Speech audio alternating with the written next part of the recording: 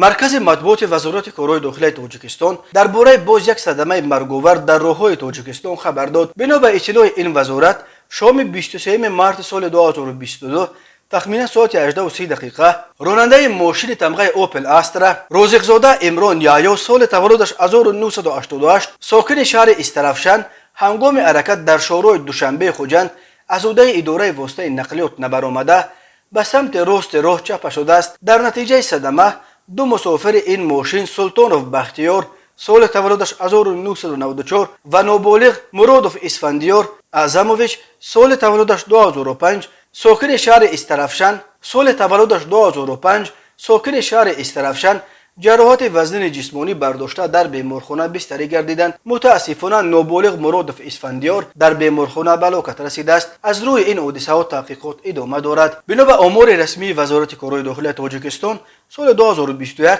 بر اثر 1102 صدمه نقلیاتی در راههای این کشور 395 نفر به هلاکت رسیده، 1218 نفر جراحت جسمانی برداشتند.